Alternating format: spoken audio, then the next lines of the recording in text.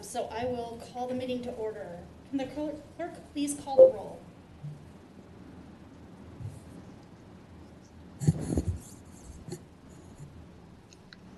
Mayor Johnson, did you ask for the roll call? Yes, please. Councilmember Henry. Present, Glenn Henry. Councilmember Mock. Councilmember Sayer. Councilmember McKnight. Present, Joy McKnight. Mayor Johnson. Present. Thank you. Welcome, everyone, and thank you for tuning into tonight's work session. Work sessions are conducted to provide the City Council with introductory information, opportunities to provide staff guidance, and to facilitate initial conversations on a topic. No votes are taken. As such, there is not an opportunity provided for members of the community to provide comments or ask questions during a work session. Those interested in providing comments to the City Council on any city-related topics are encouraged to participate in community comment during the regular meeting via Zoom that begins at 7 o'clock. Information related to joining these conferencing services can be found by clicking on the meeting agenda. All right, up first tonight we have Carver County Sheriff Jason Cameron. Come on up. Yeah. How are you doing? I'm doing very well, Madam Mayor. Members of the council, I appreciate the opportunity to be here and visit with you. Is your mask required during the presentation? Or okay. So I just, if you recall, a few months ago, I had come in and spoken about the history of contract policing. And this is kind of what I would consider chapter 2 of that conversation. And I just want to revisit a couple of things from that for people who perhaps didn't listen in or weren't able to listen in on it. But the history of litigation over contract policing in Carver County is still very much a part of our history and guides the decisions that we have to make in our police contracting system. And if you recall that those lawsuits stemmed from subsidized policing, wherein the county was raising the county-wide tax rate to cover the cost of contract policing. And the city of Chaska, who has their own police department, was being taxed at that increased rate and thereby paying for police services in other cities. And so both of those lawsuits were resolved when the county agreed to adopt a mechanism to capture actual costs of policing. And what we're talking about is actual costs. We don't make money on it. There is no profit. Hopefully we're doing it well enough that we're no longer creating a subsidizing situation. But I think that some entities are of the impression that there is a profit being made here, and there absolutely is not, and the numbers verify that. But what we came down to throughout all of that is we created a system through the audits that said, here is the base level service. Every property taxpayer in Carver County can expect this level of service from the sheriff's office. And those service levels are outlined in Minnesota state statute. Specifically, it's about apprehending felons and keeping the peace. We have some other functions as well, bailiff, to provide courtroom security, searching for lost and drowned bodies and things of that nature. But for local policing, we're mostly talking about felonies and peacekeeping. Anything over and above that, you're getting into the contract realm. And that is where the billing, so to speak, begins for the cities who want that higher level of service. The way we get to this question is the main question we asked ourselves is, as we look at the service, would this cost exist but for the contract? And that's the question we started asking in 1966 when we started this. Fast forward to today, it's the same question. Would this cost exist? And so when we look at like the records management system, Carver County Sheriff's Office is going to have a records management system anyway. And there is no increased cost to have municipal records included in that, or records generated through municipal contracts incorporated into that records management system. So for that reason, there is no cost to the city to do that, because it's a wash for us. Now, if you had your own police department, you would have to have a records management system, so you would incur that cost. But the next one is cell phones. I use this as an example because it's pooled data, and we're going to have pooled data anyway. Now, you could reasonably argue that if it weren't for the contracts, you wouldn't have to have such a big pool. Maybe, I don't know. When you think about it, like on my family plan, there's 5 people on my plan. 4 of us don't use the phone that much, and my 12-year-old daughter burns up any data that's left over, right? And so we have the same thing in our employee groups. You know, your town cops might not spend a lot of time on the phone because they have access to a landline phone in the office. And so they might not be using much in the pool, and others might. So since we don't really know and we can't delineate who's using which portion of the pool data, we don't charge for that. That's in there. Now, obviously, if you had your own police department, you might have to increase your data pool. I don't know. But then there are things that are pretty obvious. Squad car. We wouldn't own the squad car but for this contract. And so that is why you see that on your bill. Okay? And in an effort to not get crossed up with this, we maintain separate employee pools. So there are levy-funded employees, and each of those slots has a specific name to them. And then there are contract-funded employees, and each of those slots has a specific name attached to it. And we try not to mix and match those because we have found over the years that when you start mixing and matching, it gets muddy about, well, how much of what that employee is doing is base versus contract, and you know, how much time is the car who's assigned to Carver spending in the adjacent townships and those kinds of things. And so we try not to muddy that up. We keep them separate. And so your car, the Carver car, it's got Carver graphics. We use it to police in Carver. The Carver deputies are assigned to work in Carver, and they might go outside the city limits for a mutual aid. Just like if you had a police department, your cops would go and assist outside of the city limits on a mutual aid call. You know, and I would imagine that as a city council member, one of the things that you'll be asked by your constituents is, how is the costs accounted for? How does the sheriff's office arrive at the cost? And when we look at the costing structure, we take the average cost of the deputies who are assigned to contracts. I mean, we use the contract-funded employee pool to do the calculations. We don't do the levy-funded employee pool to do that, right? So we're really, again, we're trying not to mix and match here and artificially inflate or deflate the numbers. And so we look at wages, shift differential, holiday pay, all of those things that go into employee costs. And we average it, and then that's how we arrive at what the billable amount is for the city. We make some decisions about equipment and tools. We provide the initial issue, and then through your contract, you cover the stuff that gets worn. So, like we're talking uniforms here, right? We provide initial issue. There are employees. We give them shirts and pants and belts and holsters and all of those things, and then through the uniform allowance, which is what they use to replace them as they wear out over the course of their career, that's the city is covering that cost. Similar thing happens with vehicles.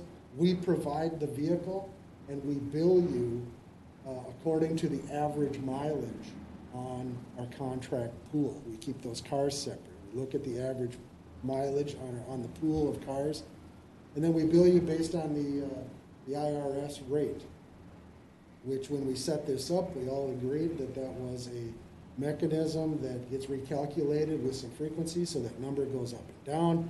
All wear and tear, repairs, and all those things are included in that, and so we felt that that was fair. And it also, it assists us in the fleet management piece, but that's a separate issue.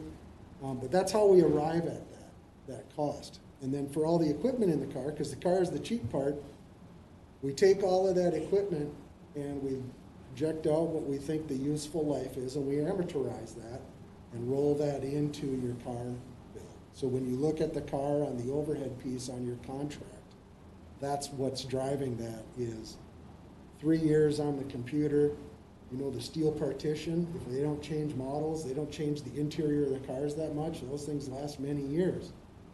The electronics wear out in just a couple of years, right? They get outdated just like your computers here do. And so we set that life cycle, and that's how we get at that. Then we have some overhead costs that supervision and records. All these employees have to have supervision, and there's 37 contract employees. Well, that generates some records, and so we hit that tipping point where we had to hire records staff to support the contract, the records coming through the contract work. And the way we do that is we calculate the employee cost the same way, and then each city pays a portion of that employee per deputy. The more deputies you have, you would pay whatever the amount is. And so that's how we get there. What's not in these contracts, of course, is elective training. You'll see on your contract that you pay for training, but that training is that which is minimally required to maintain licensure. But these employees may very well choose to go to some other sorts of training, and if they do that on their regular day off, that's an overtime rate. The city doesn't pay for that. City doesn't pay the books and tuition for that coursework either. Sometimes they'll go to some training when they're on duty, and the city will cover those hours while they're absent. We talk about that. Is there benefit to the city, or is it specifically to the county, right? Most of the training has benefit to all of us, but sometimes they might want to do something that really isn't particularly beneficial to the city, but would be to the county. Becoming a field training officer, for example, might be one of those scenarios. Finance management support, we don't bill for that. You remember Commander Wooleen, he's been in here and spoken with you a time or two. That's a levy-funded position, but the position spends a lot of his time and effort managing, and coordinating the contract policing pieces. And then, of course, vehicle upfitting is another piece that's not in the IRS thing. It's not in the vehicle cost, and nor is it in the amortized piece, but we got to put the stickers on the car and wire in all of the lights and all of that, and it takes 3 or 4 full days of a skilled technician working on that the whole time to get that done. So that's kind of how we get to the costs, and I think if we were to take the numbers and apply it out, you would find there's no profit in this for the county. But we believe that this is the most cost-effective way to provide police services throughout the county. It would cost you at least somewhere between 35% and 50% more to do it on your own. Well, I could just interrupt for a second. I can speak to that. And this was 11 years ago now, the former community that I was in, which is just over 2,000. The budget 11 years ago was in excess of 650,000 compared to what we pay, which is, right around 200,000. We're double the size. So just on that kind of scale, there's a real cost savings to that contract police. And it's not all about the money. I mean, the key with your own police department is you get a lot more local control. However, we try to get after that through maintaining reasonably good working relationships and having some conversation and trying to address the individual city's needs. That is your town cop's job, is to get after those specific issues. So another part that I get asked about with some frequency is, how does the sheriff's office get to making staffing recommendations? And And then the follow-up question to that is, how do we know we're getting our money's worth for the contract that we're paying? And the way we get there is, it's math. It's pretty simple, really. Our records management system tracks time from the time a call is dispatched to the time the call is cleared, and all of the things in between. So we know how much time a deputy spends on a call for service. We know how long an average police report takes, and we know how long or how many calls for service generate a police report, and we know how long traffic stops average, on an average take, because it's all in the records management system or on the daily log sheet. So from that, we can just do the math and figure out how many hours of dedicated dispatch-initiated time is in the mix. Then we have to add in time for admin, stuff that all employees have to do. You know, you got to fill out a timesheet, you have to attend the sexual harassment training, you got to gas up the squad, you got to inspect the car, you got to respond to emails and voicemails and all those other things that take time to do it. And we know that takes, we try to allocate that to be about a third of their time. And so we split it, when we make a recommendation, what we try to do is look to the officer to have a third of their time on calls for service, a third of their time on the admin piece, and a third of their time on unobligated, proactive kinds of things. Could be community outreach. Maybe you just want your town cop to go in and visit with business owners or stop at neighborhood community meetings, that kind of stuff, right? Well, you got to have free time booked into the schedule to make that happen. So we like to book it out a third, a third, and a third. But that unobligated time is really city-driven. You get to decide how much or how little time you want your deputy to do that. We think we need to have a third in unobligated because it gives us some flexibility, right? We're doing this based on averages. So when you don't have an average day, having that added time in there allows them to get that work done. But the city could certainly change that. And you might make a policy decision. You know, in the city of Victoria is a real good example. When we do the math on what their workload analysis is, they don't need as many cops as they have to do the workload. But they have said as a council, they want to have 24-hour scheduled coverage, and they want to have an increase in the community outreach types of activities. And so they made that decision, and so in their case, it's probably, you know, the multiplier is probably like 3.5 instead of 3, right? But and that seems to work pretty well, and that's totally city discretion, and we would work with you if you wanted to, you know, go up or down or make different decisions. I'll tell you right now on the workload analysis, the city's right where they're supposed to be. You know, it takes, it maps out to be, I think Commander Willeen was telling me it's going to map out. In fact, he just sent me a text. Weird. Here he is. I'll just tell you what it mapped out, because he just did this work for you. So 2020 data maps out at 1.6. Well, I don't have a 0.6 of an employee, so you'd have to buy up to 2. You buy up to 2. So you're right where you should be on the workload. If you wanted to go, you know, a little bit extra or whatever, we could probably talk about that.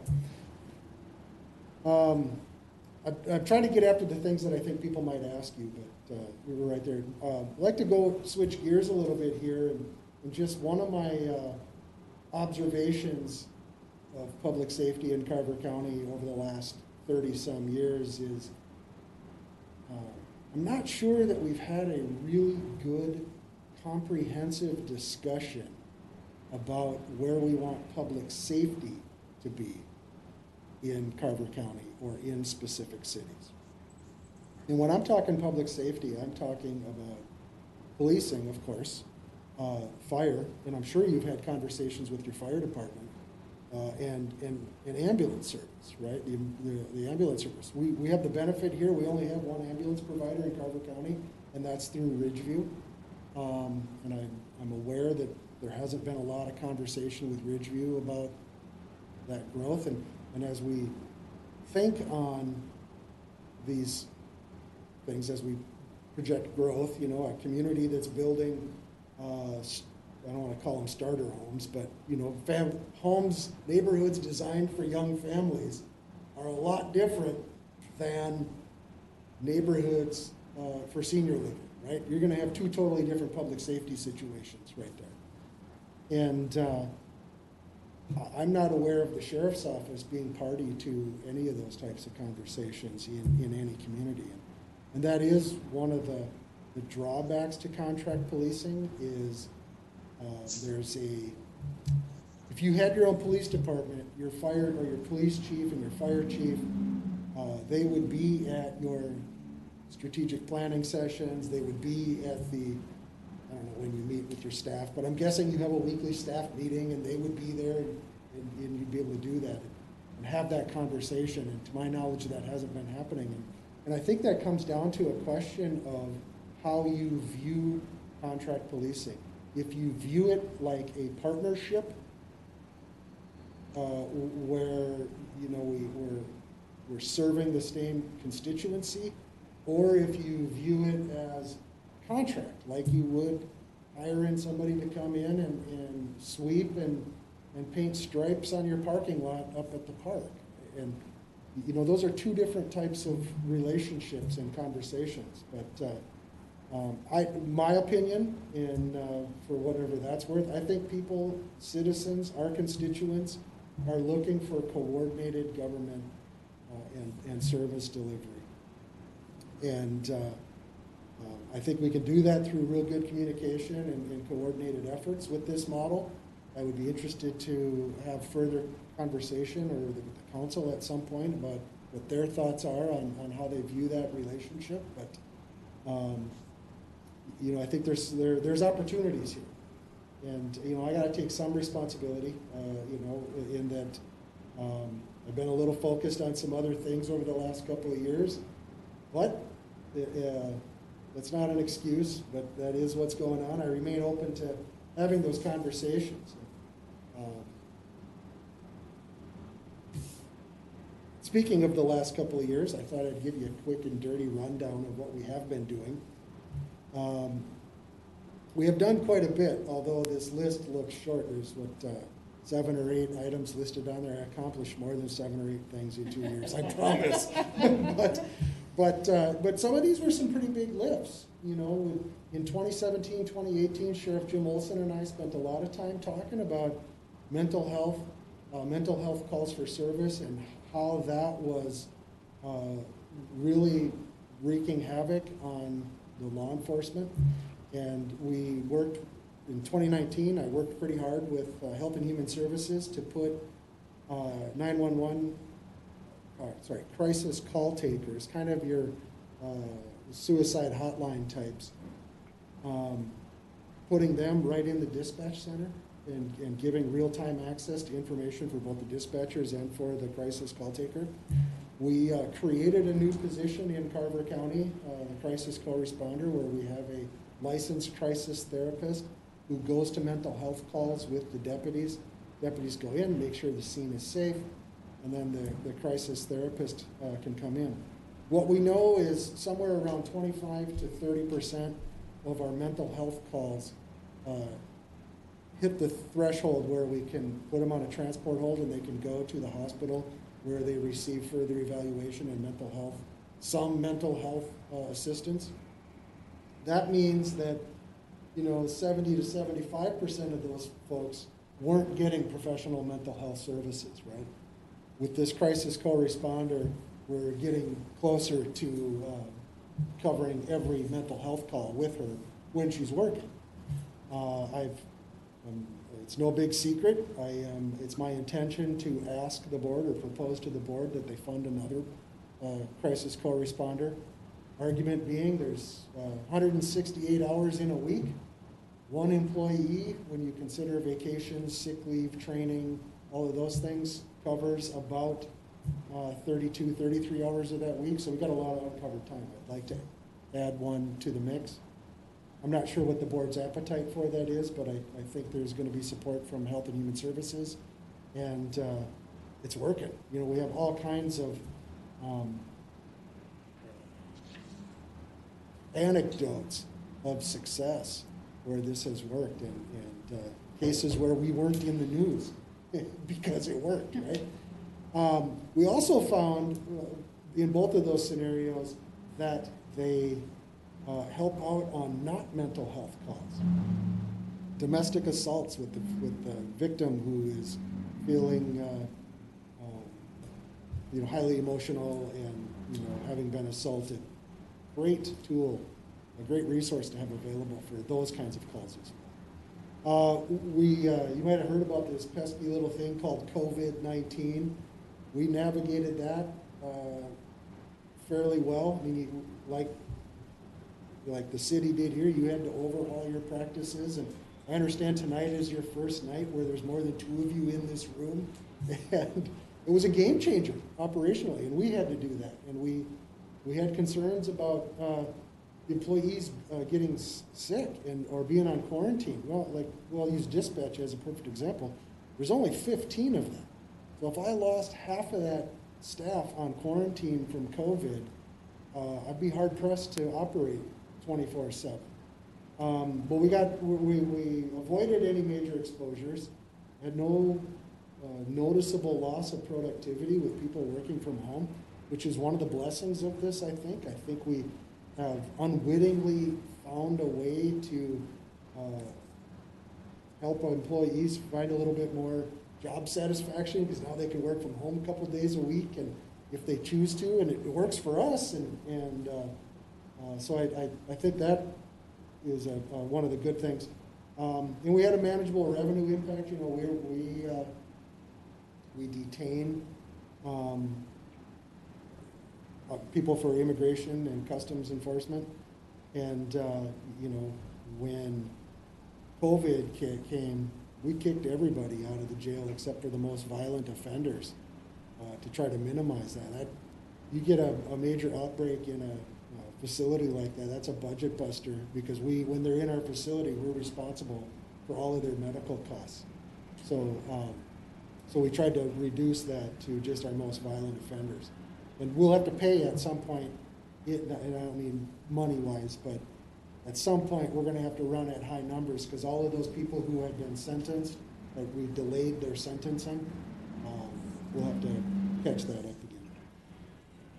Ramped up our social media presence and community outreach efforts. You know, COVID required the use of social media, but we were getting after the community outreach piece. One of the things that I'm pretty active in right now, and I have been since 2018 actually, is bolstering cultural competency in the office. Our employees are going to their what I believe to be the platinum standard of training through the YMCA. But the most important thing we've been working on is we're calling it Crucial Conversations, and it's a joint effort with Police Chief Ryan Seibert and some elected officials from Chaska and Chanhassen, along with a diverse mix of folks from the communities who we're trying to bolster our community outreach and make sure that all voices are heard. There's a portion of our residents whose voices aren't heard, and I think it's critical that everybody have a seat at the table, and we take those thoughts and perspectives into consideration as we're setting our practices and policies. And so that's, we've been driving that these last 6 or 8 months to try to get after it. And we're still in the trust building stages, which is pretty interesting to me that several months later, we were into it for 3 or 4 months before somebody finally realized it was okay to smile and have some levity in the conversations. But we're making progress, and I'm real proud of that work, and I think that's going to be impactful for us over the long run. So With that, I would be open to any questions or comments. Thank you. So I just had a list that I was jotting down. Can you give us an update on body cameras? I know you guys have made some decisions there, I believe. I just made a note to myself to talk about that before I leave. So, excellent question. Body cameras. We're fully funded this year for body cameras, and we have our policies are posted on the county's website. And honestly, I would really appreciate it if you would take a few minutes, review the policies, and provide some feedback. We're pretty confident that we're covering what is recommended as, best practice kind of thing, but if there's things that we can do to make it more appropriate for Carver County, I would love to have that feedback. So next steps will be a public hearing where the public can come in and opine on that before the county board. And assuming they don't produce compelling arguments to change our mind, which I'm quite doubtful, but that would happen. We would look to make a purchase, start the training, and roll that out with employees June, July. We might run into a glitch on the purchasing end of it because we're not the only agency trying to put this together right now. So we'll have to see, but we're feeling pretty good. Thank you. Glenn, any questions? Council, any questions? Go ahead, Lori. Hi. Thanks for presenting to us, Sheriff Cameron. I had a question. You were talking about how the contracted officer spends their time kind of divided out into thirds. Is that what we're doing? I feel like it's working, but I just want to kind of understand if we're doing that model. And then what direction have we given you guys to give them for how they should spend that, whether it is a third of unobligated time? Excellent question. And the answer is yes, you have followed the recommendation of the third, the methodology. And you're actually, just by the way the math works out, you're actually a little bit plus on that unobligated time. And I am aware that the town cop and the city manager have had a variety of different conversations about things that she could be doing in the community and how to use that, what we call the unobligated time. And, she self-initiates. The nighttime deputy as well is going to self-initiate activities and provide those proactive patrols. I'm hopeful that when vaccines are up and COVID is down and we can get back into face-to-face sorts of things, that we'll be able to use that time to stop in neighborhoods and parks and interact face-to-face and build that those relationships with our residents. Thank you. Christy, Joy, any questions? See, Joy shaking her head no. You have, Go ahead, Christy. Courtney. Sorry, you're now that there's two of you in the chambers, you're so far away, I don't see your faces close up. So, Jason Cameron, I have a question for you. I believe we got an email today saying that that our officers were going to be doing some mutual aid in the metro. Could you talk a little bit more about that? Sure. There is has been an ask by the Hennepin County Sheriff, along with Brooklyn Center Police and Minneapolis Police, to bolster police presence. The original plan that we committed to was related to the trial of Derek Chauvin, and we had agreed to provide security for the courthouse, the jail, and county, state, and federal buildings in the city of Minneapolis at the point once they went to deliberations, which happened last Friday. So we sent staff last night and today, and we'll run them out back-to-back 12-hour shifts for several days here, try to increase the numbers in there.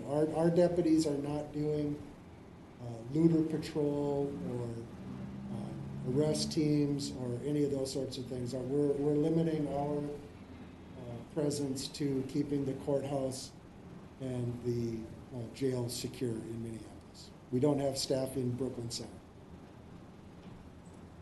Great. Can you tell me about how many of our Carver County officers are going? We have sent 10 deputies, and then we have a Lieutenant Eric Kittleson is down there for command of the staff. So we have, it's 5 and 5. 5 day cops, 5 night cops are down there, and then Lieutenant Kittleson is coordinating it from here, although today he happens to be on site in Minneapolis. Okay, thank you. Well, it's commendable for them to be there. I hope for their safety while they're down there. So thank you for that explanation. Thank you. Joy, you shook your head, no questions.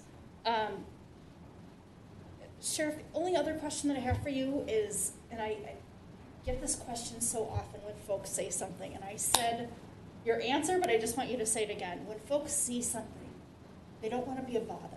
The last time you were here, you talked about dial 911. Doesn't matter if it's like super urgent or not so urgent. We've got plenty of lines, plenty of capacity. Is that still the case? What do you say when people ask that? It absolutely is still the case. They should call us. And call us while it's occurring. We are open 24/7, 365. We always have cops on duty. We always have dispatchers on duty to dispatch the call. They can call 911. There's enough capacity there to do it. Some of us are still old school where 911 is for emergencies only. They certainly could call the non-emergency number, which is 952-361-1231. And they both go to the dispatch center. So, same people. All right. Well, thank you. I think that's all the questions that Very we have good. for you tonight. Appreciate you coming and checking in. I'm still laughing the last time you were here, you introduced us to the concept of Jason Standard Time. So that was about 20 minutes Jason Standard Time, right? Well, I don't know, how did we do? Oh, yeah, we're doing good. Thank you.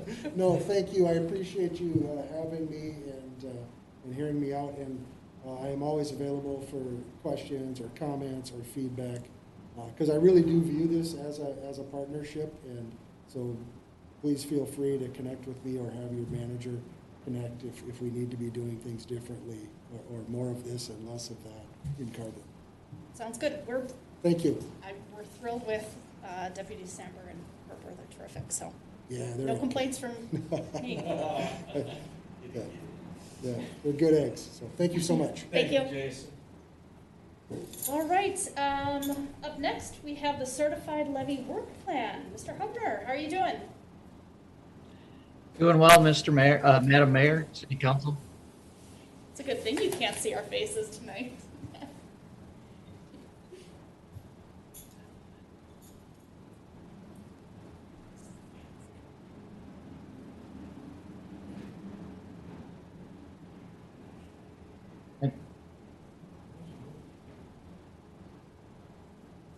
Brent, are you bringing up the presentation? Nope, you're good to go, Todd. I think he gave you control. I know he gave you control. Oh, gotcha. I will do that then. Here we go. Can you see my screen? Not yet. All right, hold on.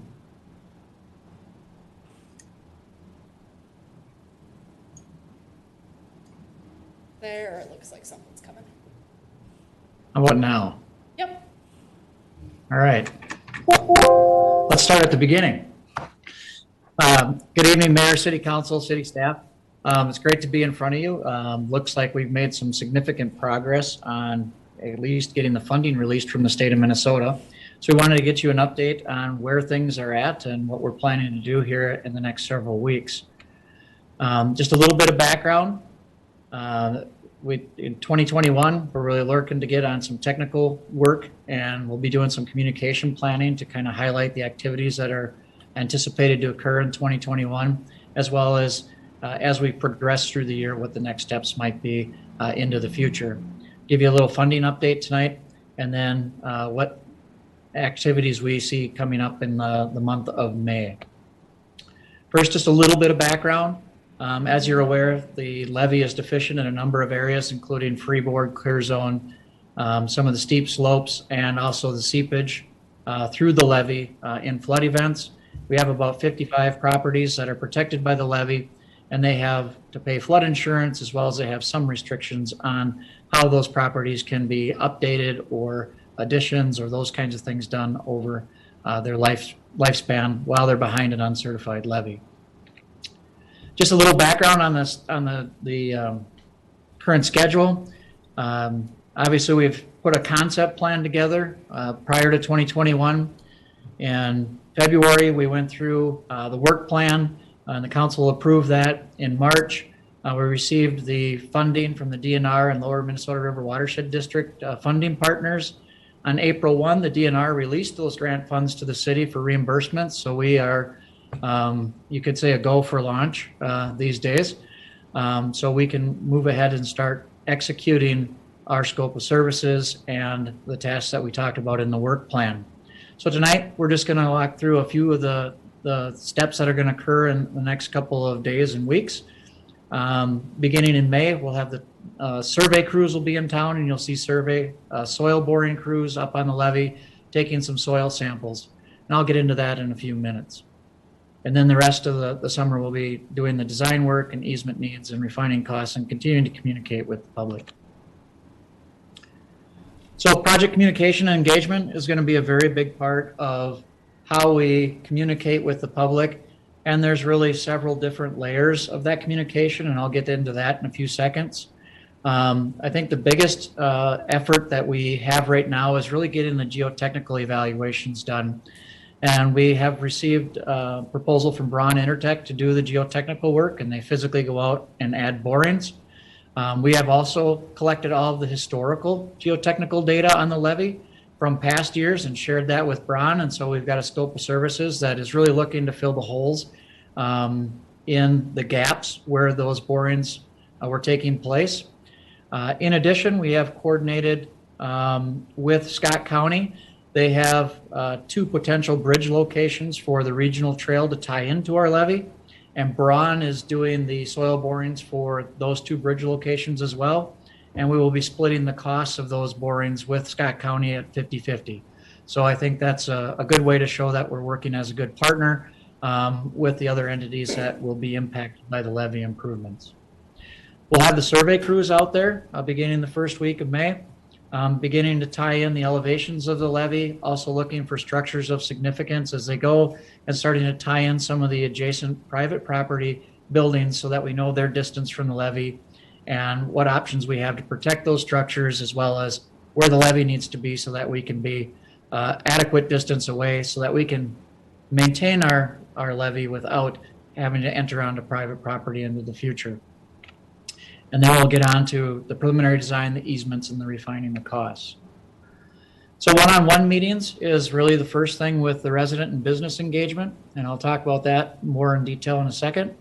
And then the whole stakeholder engagement is a multifaceted approach. We're looking at over the time period, and obviously COVID-19 plays into what activities we may or may not do, and we're going to be flexible on how we can do that. We plan on having some open houses and some in-person meetings.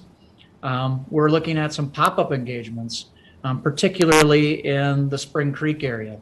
How that Spring Creek area wants to look when it's done, how it might function as kind of a mini river walk, might be a public gathering location. We want to get some insights on what that site should look like and how those folks want to use that site and what their vision is for it. So those are one of the pop-up engagements we've talked about already. And then online and digital engagement, trying to find ways to communicate and connect with people through the website. So we'll be updating the city's website with the latest data, and we'll keep that up to date as we progress. And obviously any findings or comments we receive through our process, we'll make those available on that website as well as we move on. And we want to make sure that the message is clear, it's consistent, and that we all have an understanding of what the message is. So when people do ask us questions, that we know what activities are being undertaken, what activities are not being undertaken sometimes is just as important as the rumor mill starts. So we want to make sure that you understand where we're at in the process and that you can communicate that to the residents when they confide in you. So this is two things we're hoping to begin sending out tomorrow. This is the first one on the left is a letter going to owners of parcels that physically touch the levee. So these are parcels where we want to make sure that we understand the important things to each one of these property owners. We want to get their feedback on certain design elements. We want to understand how they use their property and what items on their property are very important. They're also the folks that are going to be affected mostly by construction. The construction is going to take place fairly close to each of these properties, and we want to make sure that we understand their concerns and issues up front so that we can incorporate their concerns into the preliminary design. And also, in the instance that if we don't understand these up front, they cost us time and energy and money on the backside if we don't understand their concerns right away. So we want to get into that conversation right immediately with these individuals. We like to meet with them before the survey crew goes out so we can give the survey crew some special notes on things of importance on each of those properties. And we would also like to get their permission, and that's that letter on the right. It just grants us the permission to come on their property and tie in features on their parcel. It does not give us any permission to do any construction activities or digging activities on their private property. We want to make that very clear. They still hold all those rights. We're just asking to come in and tie in where your house is, where you might have a garage or a storage structure or trees of significance or any other monuments you might have in your property that are of concern. So the geotechnical evaluation, the black dots here are the new borings that we will be collecting as part of this project. So you'll see that there are a number of dots shown on this image, the red and yellow and green. So there's been a number of efforts in the vicinity and on the levee itself over the years. So that's the background information that we've pulled together over the last couple of weeks. We've reviewed that with Braun. They came back with a suggestion for these intermediate sites for the soil borings. And so as part of that, they're going to pull some pretty detailed information out of the soils that exist in the levee. Then they're going to do some analysis on stability, and that will help us determine what kind of retaining walls we might be able to use in certain aspects of our levee design, particularly along Spring Creek, and then also some of those areas along, I would say, close to the park there, just north of Spring Creek in that section. And then the other piece that's really important for our certification down the road is that the seepage analysis and any settlement of the levee that could be anticipated are completed at this time as well. We have asked Braun to do all of this in accordance with the federal guidelines for FEMA certification. So we expect all of the documents will come in a format that will be easy to submit when we're at the back end of this project asking for certification. So we'll be organizing that submittal as we go through and collect the data. So the topographic survey, I talked about that briefly. We're really trying to identify key features along the levee, some of the bridge openings along Spring Creek. We'll also look at the historic bridge there, any utilities that may be located in close proximity. And then we also want to really pay attention to that location where the bridge for the regional trail may come across the river in those two locations. And we also want to make sure that we understand and what amount of easements we may need in the future or where we may have to move the levee in a particular direction to protect adjacent properties from future maintenance activities. And as we collect this survey data, our next steps will be obviously bringing that in, dissecting it, overlaying the geotechnical work, and then we'll revise our concept plans that we have shown you to new cross sections that take into account what kind of retaining walls we can have, where they might be located, and then what areas of maintenance we're going to need to be able to maintain this levee in the future according to the guidelines by the Corps and FEMA. So those are just some of the figures we've seen before on the preliminary design. So we're going to look at a preliminary design that shows us construction limits and maintenance limits into the future. And then we're also going to refine the cost estimates based on the soils we find present in there, how stable our slopes can be, how tall do we have to build the levee to account for any future settlement, and those types of things. So we'll have the limits of what this project will look like at the end of our process. We'll also have, by the end of the year, a conversation about what easements we might need from private property owners. We do not know that at this time. We're going through the steps to define that. We do need easement rights to maintain the levee, and it's usually a 15-foot from the toe of the levee out that we need as a minimum. So we will work with FEMA and the Corps to establish that, what I call an over-the-shoulder review as we go through the preliminary design concept, to make sure that there's no surprises when we go through the final review with them that would upset the final design and change something. So we will be talking with both of those entities over the summer. Fish and Wildlife has already been working with the city diligently on some property trading and acquisition, and so that we're trying to secure the necessary easements on the river side of the levee. Cost estimates, nothing has changed here. The levee improvement currently is at $11,150,000. And our funding sources are right now $8.5 million from the DNR, Lower Minnesota River, $75,000, and actually I believe that total number in the future is $100,000, sorry. And then right now we're at $75,000 that they've contributed towards this first effort, and then all other local sources would be $2.5 million. Now I caution you on that $2.5 million number. That was based on the determination by the DNR from the 2010 census. That will be updated at some point in time into the 2020 census. And when we get those new numbers, we'll bring those to your attention as soon as we have them. Next steps, our initial property owners letter will go out. We'll begin one-on-one meetings. In fact, we have 3 dates in the letter next week to begin that. We have more flexibility than that. We just want to start with those 3 dates and see how many people can fit that into their schedule. And it happens to be the 3 days that Chad Schell and Aaron Schmidt and myself are available to go and meet one-on-one and listen to the property owners. And I think it's important to have multiple voices so that they can begin to understand who's working on this project, who's representing the residents during this process. And they can also get a relationship beginning, who they can call, and so that they can put a face to the name. It's really important to develop those relationships and that trust at the early facets of this project. And we really want to make sure we understand what they're saying. It's really interesting when you go to a one-on-one meeting, how you walk away and 2 other people are like, that's not exactly what I heard. I heard this, I heard this. And so it helps you clarify the discussion and the understanding, and then you can send a follow-up to the resident and go, here's what we heard. And then they can confirm or change that confirmation on what was heard. So we want to make sure we really understand the needs of the residents and what's important to them. They're going to be looking out their back windows at this levee for a long time, so we want to make sure that we do it right. Then we'll have other public engagement efforts that'll come up as the year progresses and as the weather gets warmer.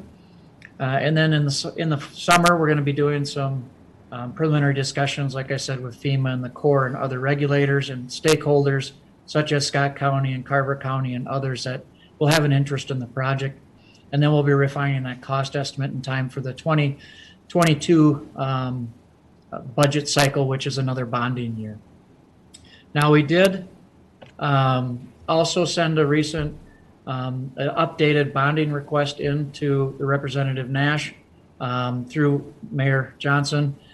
We worked with them. I don't know what the status of that currently is, and I don't know if Mayor Johnson has received any follow-up comments on that, but I'm not sure where that stands to date. So with that, I would entertain any questions. All right. To answer your question, Todd, I haven't heard anything back from Nash. I think you were aware I did. Representative Nash relayed that the chair of the House Capital Investment Committee asked about the phasing of our project, and I think I gave council that update. So I think that's good news. Hopefully that means that they're moving forward. Todd, the one question that I had for you is with that, under project communications and engagement, you went over the form that said, yes, come on my property, you're welcome, I give you permission. What happens if somebody doesn't sign that? Well, then we'll do our best to tie it in from aerial photography and probably some photogrammetry if necessary. We'll do the best that we can to get the information we need. And then we will wait until we go through the easement process. And in those instances, we could expect that we would spend some time with that resident and understanding. I haven't had a lot of folks that, when I've gone through these and many other communities that just say, no, we don't want to be part of this. One of the things to remember is that each of these property owners will benefit from this project. They're going to have a certified levy. They will no longer be paying flood insurance. And at this stage, there's nothing intimidating being proposed by the project. So we're not looking at large takings. That's not something we're anticipating. We may need some small easements just to make sure that the city can get in with crews to do mowing and maintenance and check on tow drains and those types of things. We're not looking at wholesale, removing structures and those types of things. 100%, thank you. Go ahead, Brent. Just one thing to consider as we get further along in this process. Eventually, the residents and other stakeholders, property owners, are going to want probably an answer related to what's this going to cost me individually. And so when it's appropriate for the council, or when you feel like you want to have that information, we jump in and do an analysis, likely on that $2.5 million for starters. And I think it'd be too much speculation to try to figure out where that 2020 census number would lie. But depending upon our funding strategy, at some point you'll want to be able to share a narrative of what this does to a certain rate or property taxes, etc.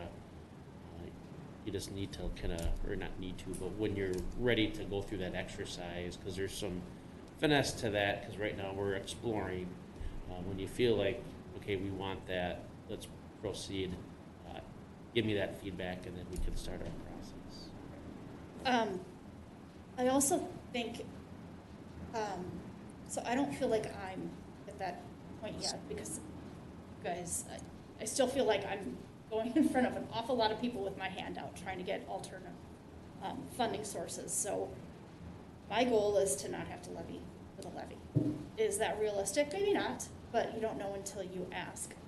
What I think I would ask you, Todd, and Chad, and Aaron, is that, kind of be our ear, our feet on the street, keep your ears to the ground. If you guys start hearing this, we'll kind of use that as the barometer to when we need to turn that dial and make sure that folks get that information that they're looking for. Yeah, I mean, I think what I'm hearing from you is our message right now is we're learning, we're understanding, we're trying to develop a scope of the project, so that we can go through that. But the priority would be to use outside dollars. Just as long as we don't oversell this, they're not going to have to pay anything. I think we'll just have to measure our comments, and that's the goal. But there is a possibility that there'd have to be a local share. We're just developing information at this point. Yeah, I think we need to be careful if you're not going to have to pay anything, that message, because potentially you and me and Christy and Joy and we're all going to potentially have to pay something. So, but yeah, I think it's too early to know what we're going to be able to hopefully get from funding partners. Go ahead, Lori.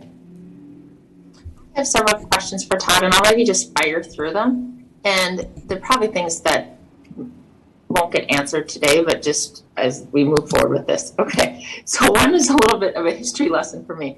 So slide 2, what year was that picture taken? Slide, is that the picture of the flooding? 1965. Yeah, yep. What was it? 1965. Okay, 1952. Okay. Um, okay. So, sorry, I'm scrolling through the slides. I had some questions specific to and more about the communication.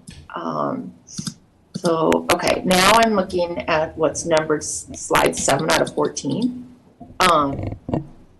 Like where it's to the dear property owners.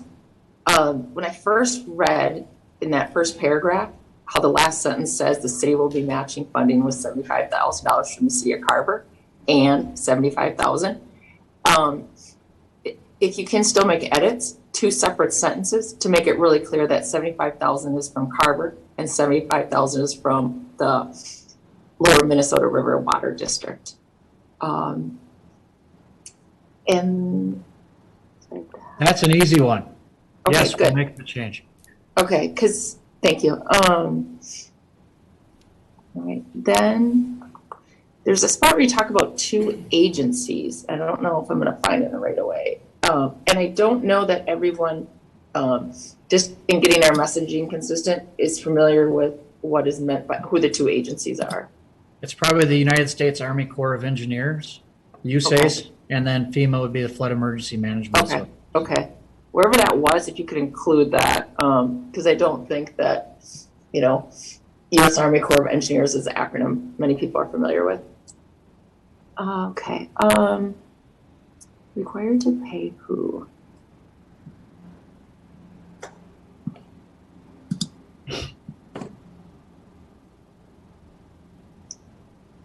Okay.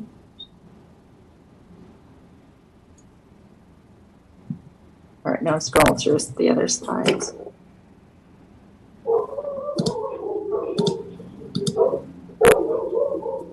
Okay, I jumped up back to slide 3. It says about 55 properties and businesses. So that means that we have 55 that are like adjacent right next to it between the river and the creek. Am I getting that right?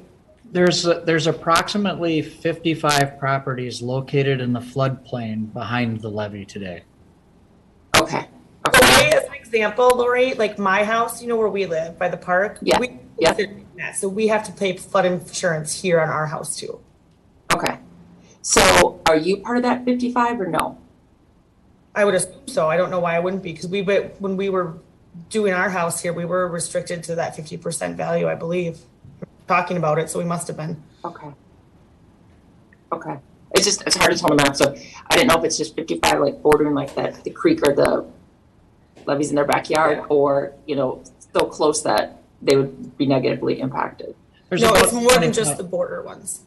Yeah, there's about 25 properties that directly border the levee, either along Spring Creek or along the river. It's between 25 and 30 parcels. Okay. All right. Okay. Thanks for clarifying that. Okay, slide 7. Okay, so on slide 7. Oh, not that one I did. Sorry. Okay, now I'm on. There's a spot where it said the city would be required to pay, and it wasn't clear on who we would have to pay. We'd have to pay.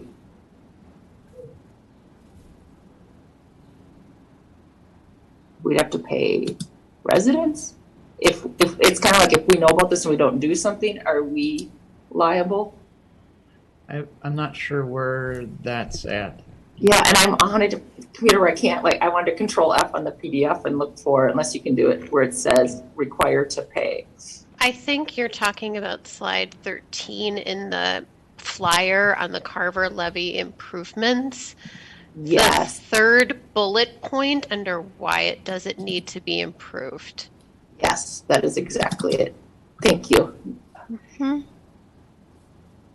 Okay. Yeah, the city would be required to pay the full cost of any levee damage repair.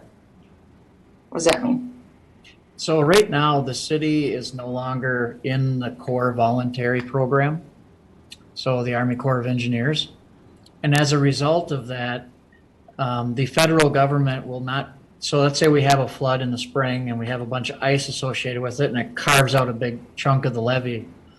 And we have to go in and repair that levee. And let's just say it costs $500,000 to repair from that flood damage to the levee itself. That right now, the city of Carver is 100% responsible for that $500,000. Whereas when we're done, you'll be enrolled back into the Corps program, and you would only have to pay 80% of that, or 20% of that, and the federal government will pick up 80% of that. Okay. So it lowers your financial risk to the future maintenance of the levee. All right. Is this communication going out soon, or is it the one that was earlier on slide 7? This will go out soon. Okay. We want to get the letters out to the residents right away because we'd like to get a chance to have them be aware that the survey crews are out there. Oh, yeah, start scheduling things. Those people on the levee. So. Okay. All right. So here's my history refresher again. So when was the levee done? So was it? I believe it was started in 1969 or shortly after the 65 flood and finished in 69. And then there were some small improvements done in 87. That's my understanding of the history of the levee. There's not a lot of great detail or engineering available. Yep. So in this slide, so I'm thinking too of not that these are concerns I have or but more residents who, not only, lived it, but they were part of the history of it. And their perception is that it should have been certified then, or it's always been certified. So I can see myself hearing comments when it says due to its state of disrepair. So is that really it? That is why it's no longer certified? Or did we really, that's long, early 70s, that's a long time ago, as far as, record keeping and documentation, but. I think that's a really. For a fact, that's why it's not certified. That's a really good observation. Mm-hmm. There's really two things here. One, FEMA holds the certification for it, and that process was not always available to walk through on levees. So that's something that occurred after this levee was built, the whole FEMA floodplain process. The second piece there is the core program for participating in their assistance should the levee get damaged, that voluntary levee program. You're not part of the FEMA because of a disrepair item. You're more excluded from the core program. And the Corps calls it a state of disrepair, but it's also because you physically don't have the distances necessary to do the repair work. And there are things that are too close to the levee, certain trees and vegetation aren't correctly done. So there's a number of reporting things there that they would consider in disrepair. Okay. It doesn't mean it's going to fall apart. It doesn't mean that it's not providing a level of protection today, but it does not meet today's standards of care for a levee to be certified. And if we were to build it today, we certainly could not build it the way it is. Okay. It's kind of like a building being out of code, and then you try to put an addition on, and all of a sudden you got to redo the electric panel. That's what we're dealing with. Okay. All right. Okay. So getting it to the spot where it would not be in a state of disrepair is more than just the construction of it. There's going to be some easements. Correct. So, okay. All right. No, thank you. You answered all my questions live on the spot, but it's really just, I already can hear the voices of certain residents. Then also, I noticed that there isn't anything about when it would start, which I almost prefer because I myself don't want to, start talking about dollars until we know more about funding sources, having other partners. But it's just when I see this slide where it says, 221 project schedule, does that just mean in November we start? Or do we put something vague and we start in, who knows, between November and the year 2030? I don't know. So implementation on physical construction of the levee is going to be dictated by the available funding from the state of Minnesota. So right now we've only received 150,000, and that really is getting us going on the geotechnical, the survey, and defining the project limits through preliminary design and updating our cost estimates. Yeah. The piece that Mayor Johnson and I worked with Representative Nash was really talking about if they don't give us the 8.5 million in one lump sum, then can we phase this project to match future funding as it becomes available? And the answer is yes. I mean, this could be broken into a number of different phases. It could be the Spring Creek phase, where we do both sides of Spring Creek, or we could do the areas south of Spring Creek or the areas north of Spring Creek to match the available funding sources. But right now we need to refine those costs better, and that's what we're doing this year, so that in the bonding cycle for next year, we'll be in a position to request a better dollar amount for how we might proceed. And we should be able to know if we phase this, what each leg, I'll call it a leg of the levee, would cost. Okay. So we can be more flexible and folks can understand how this might come together. Okay, all right. Which is also more of a reason why we can't really pinpoint a time, because we don't know how long we would stretch it out. Correct. Depending on funding sources. Okay. All right. Well, thank you. All right, thanks, Lori. Any other questions? Joy, Christy? Christy, I think you were waving your hand. Okay, thank you. One, I just wanted to, I guess, kind of reiterate what was said about the fact of structures that may be in the way, that I'm really not interested in removing historical structures in the downtown area. So I will just make that known, and I think we've talked about that many times. So I'll move on from that. I wanted to ask a couple questions about and I'm looking at, I believe it's page 7 on the presentation. Nope, 8. And it's showing the red lines that go up Spring Creek. And then, so we have that's rip-wrapped in there right now, along with about where, I mean, along the actual Minnesota River. All right, can you remind me, do we have to do much on that side, or is that rip-wrap going to be it? Are we channelizing Spring Creek for one, or are we going to maintain a rip-wrap sort of levee system there? And then how about the rip-wrap that's on the Minnesota River by, I guess we'll say, one of the blue open circles? Let me see if I can, I'm starting another version of this presentation I had that will bring that up right for you.